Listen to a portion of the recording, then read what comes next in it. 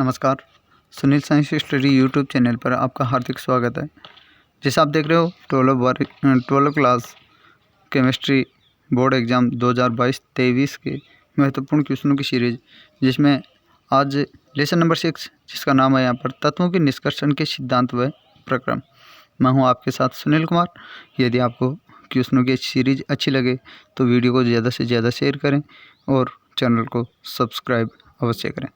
आज की क्लास में पहला क्वेश्चन है कि किस धातु का निक्षालन है साइनाइड विधि के द्वारा यहाँ पर किया जाता है। तो सिल्वर जो है और सोना है, सिल्वर और सोने दोनों को साइनाइड प्रक्रम विधि के द्वारा यहाँ पर शुद्धिकरण यहाँ पर किया जाता है या निक्षालन किया जाता है। सेकेंड क्वेश्चन कि कौन सा यौगिक एल्यूमिनियम का यहाँ पर अयस्क होता है।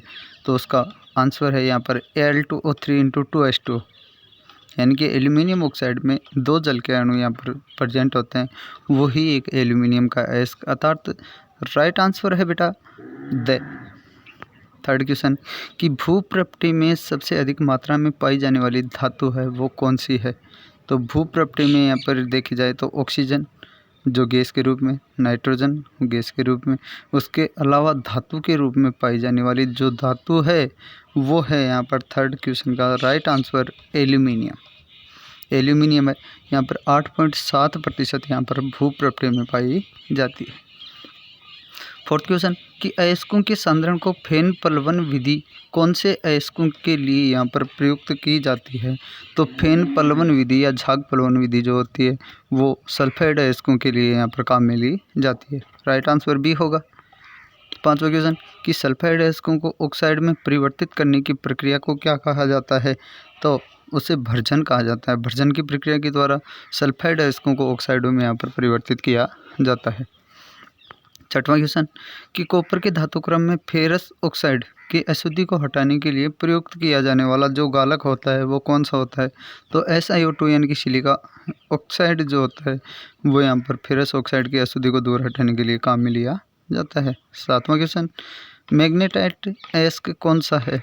तो मैग्नेटाइट का यदि सूत्र पूछा जाए तो मैग्नेटाइट का सूत्र होता है यहाँ पर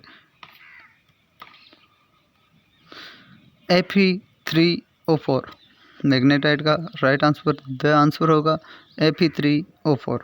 आठवां क्वेश्चन है, उस आठवें क्वेश्चन में यहाँ पर यदि देखा जाए तो आठवां क्वेश्चन है अपना कि जिंक धातु के शोधन की विधि है वो कौन सी विधि है। तो जिंक धातु के लिए यहाँ पर प्रजभाजी आसवन विधि यहाँ पर काम में ली जाती है। नौवां क्वेश्चन केलामाइन अयस्क किसका होता है। तो नौवें क्वेश्चन का राइट आंसर जो होगा वो होगा जिंक का, अर्थात जिंक का एक अयस्क जो होता है वो केलामाइन माना जाता है। राइट आंसर से।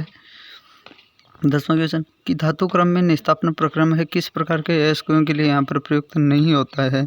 10वें क्वेश्चन का राइट आंसर होगा वो सल्फाइड अयस्कों के लिए यहाँ पर निस्तापन प्रक्रम काम में नहीं लिया जाता है।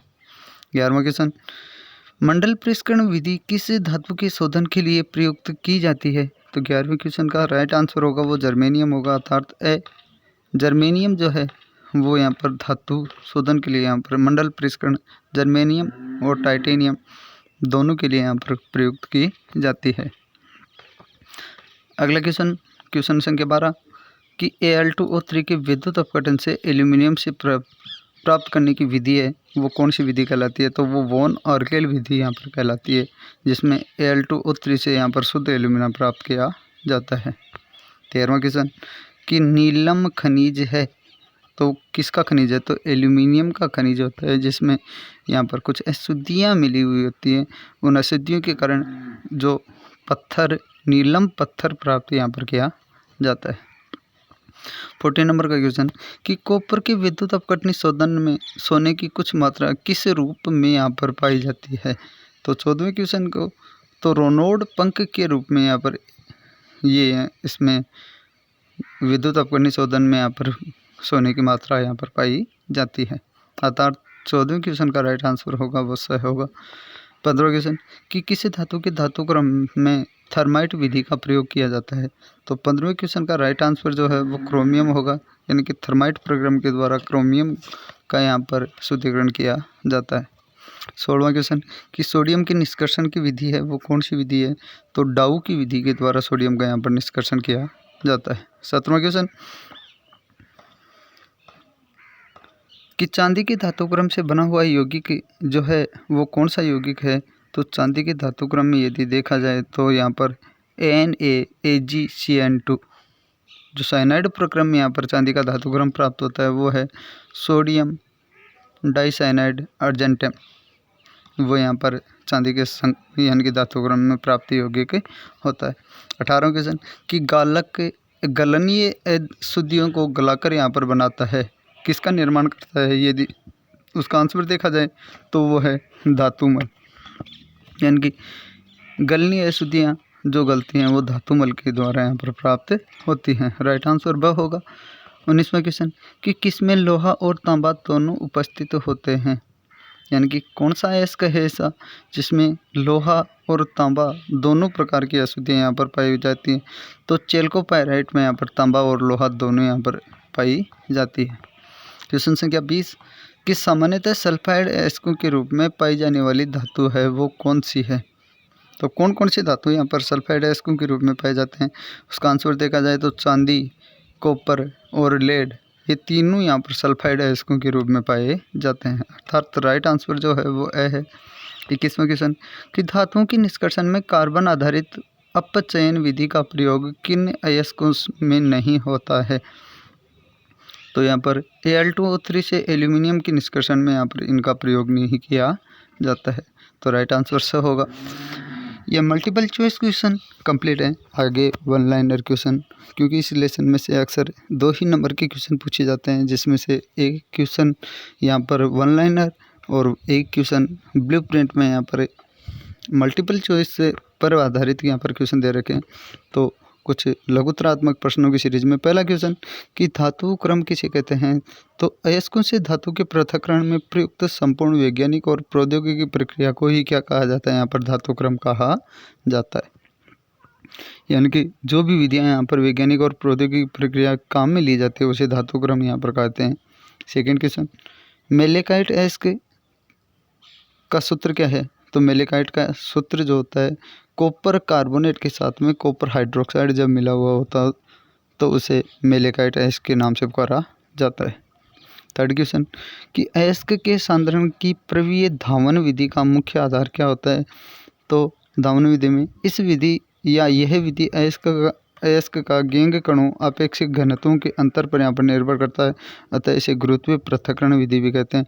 अर्थात इसमें एक ढालू मेज पर यहाँ पर जो भी अयस्क होते हैं उन पर तेज जल की धारा प्रवाहित करवाने पर हल्के कण यहाँ पर बहकर निकल जाते हैं और भारी धातुएं अलग हो जाती हैं। फोर्थ क्वेश्चन कि अयस्क के सांद्रण की फेन प्लवन विधि में प्रयुक्त संग्राही पदार्थ कौन कौन से होते हैं? तो संग्राही पदार्थों में यहाँ पर होते हैं एक तो चेड़ का तेल, यूकेलिप्टस का तेल, वसा अम्ल और जेंथेट। ये सारे के सारे यहाँ पर संग्राही पदार्थ के अंतर्गत आते हैं। पांचवा क्वेश्चन कि भर्जन प्रक्रिया का एक समीकरण लिखो। तो भर्जन प्रक्रिया में किसी भी सल्फाइड अयस्कों को ऑक्सीजन की उपस्थिति में क्रिया करवाने पर जब ऑक्साइडों का निर्माण हो जाता है तो उसी विधि को यहाँ पर भर्जन विधि कहते हैं, जिसका एक रासायनिक समीकरण है कि लेड सल्फाइड PbS को यदि ऑक्सीजन की साथ क्रिया करवाई जाए तो लेड ऑक्साइड के साथ में सल्फर डाइऑक्साइड गैस का निर्माण होता है। अगला छठवां क्वेश्चन कि नीलम रत्न में Al2O3 के साथ में कौन सी धातु की अशुद्धि यहाँ पर उपस्थित होती हैं? तो उसमें नीलम में कोबाल्ट की अशुद्धि होती है, बल्कि पन्ना में यदि देखी जाए तो पन्ना में यहाँ पर Al2O3 के साथ में क्रोमियम की अशुद्धियाँ यहाँ पर पाई जाती हैं। सातवां क्वेश्चन कि अयस्क किसे कहते हैं? तो अयस्क की परिभाषा है कि वे खनिज जिनसे धातुओं का निष्कर्षण आसानी से किया जा सके तथा आर्थिक दृष्टि से वो लाभकारी हो, उन्हें अयस्क कहा जाता है। आठवां क्वेश्चन कि लोहे का मुख्य अयस्क कौन सा होता है? तो लोहे का मुख्य अयस्क यदि देखा जाए तो वो होता है Fe2O3 हेमेटाइट। नौवां क्वेश्चन कि प्रगलन में कोक तथा गालक का प्रयोग क्यों किया जाता है? तो प्रगलन में कोक का प्रयोग ऑक्साइड अयस्कों का अपचयन करने के लिए तथा गालक का प्रयोग अशुद्धियों को धातु मल में परिवर्तित करने के लिए यहाँ पर गालक का प्रयोग किया जाता है।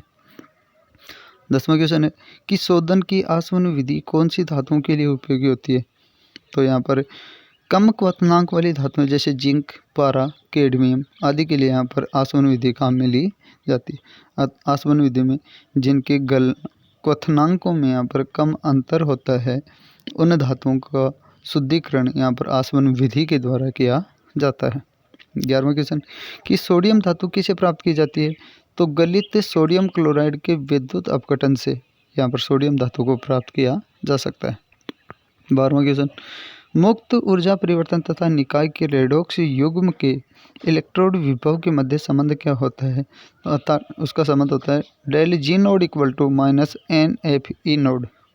जो नेन्सर्ट समीकरण में भी यहाँ पर यह सूत्र काम में आता है, अर्थात गिब्स मुक्त ऊर्जा है वो minus n F E naught के इक्वल यहाँ पर मानी जाती है। 13वां क्वेश्चन कि ऑक्सीकरण अपचयन अभिक्रियाओं की आवश्यक शर्त क्या है? तो उसमें मुक्त ऊर्जा परिवर्तन का मान है हमेशा के लिए क्या होना चाहिए? ऋणात्मक होना चाहिए। 14 नंबर का क्वेश्चन कि कांसा मिश्र धातु में उपस्थित धातुएं कौन सी होती हैं? तो कांसा में एक तो कॉपर और एक टिन, ये दोनों धातुओं के मिश्रण से यहाँ पर कांसे का निर्माण किया जाता है। 15वां क्वेश्चन है कि विद्युत अपघटन विधि द्वारा किस प्रकार की अशुद्धियों या धातुओं का निष्कर्षण यहाँ पर किया जाता है?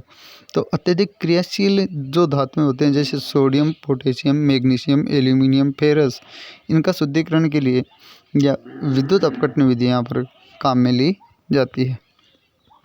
16 नंबर का क्वेश्चन कि सांद्रण की फेन पलवन विधि किस प्रकार के अयस्कों के लिए प्रयुक्त की जाती है? तो छाग पलवन विधि है वो यहाँ पर सल्फाइड अयस्कों के लिए यहाँ पर काम में ली जाती है।